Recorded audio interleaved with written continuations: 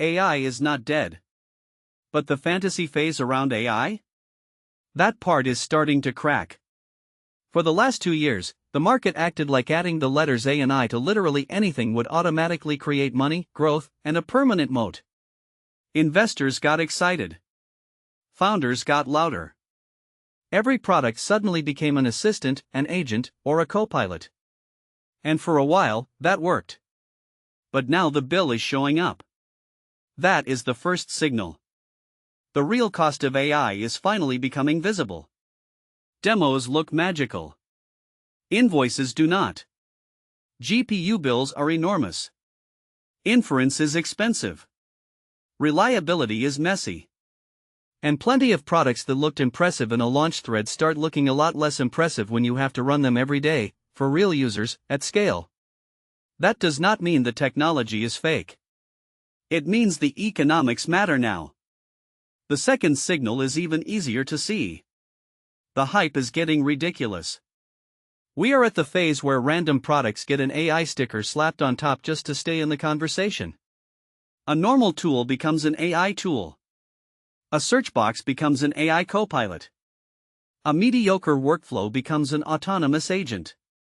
The labels get bigger while the product value often stays exactly the same. That is classic bubble behavior. When the story gets easier to sell than the actual result, you know the market is overheating. Then comes the third signal: rushed, vibe-coded products. You can feel the pressure. Teams know the market wants AI, so they launch fast, test later, and hope the branding carries the product. Sometimes the interface looks futuristic, but underneath it is duct tape, API calls, and optimism. The goal is not always to build something durable. Sometimes the goal is just to look early. That works in a hype cycle.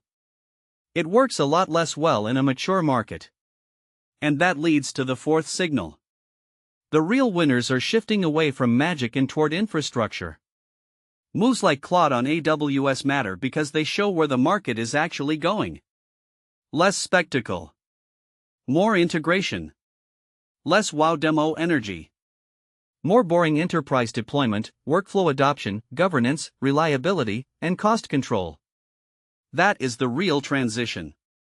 So no, this is not the end of AI. It is probably the end of the easiest version of the AI story. The part where hype alone could carry weak products. The part where every launch looked revolutionary because nobody was asking hard questions yet. Now people are asking the hard questions. What does it cost? Does it hold up in production? Does it save time? Does it make money? Does it actually deserve to exist? And honestly, that is healthy. Because when the bubble cracks, two things happen at the same time. Weak products get exposed. Strong products get clearer. The noise goes down. The real market begins. So the bubble is not the end. It is the filter. And the companies that survive that filter? Those are the ones that actually matter.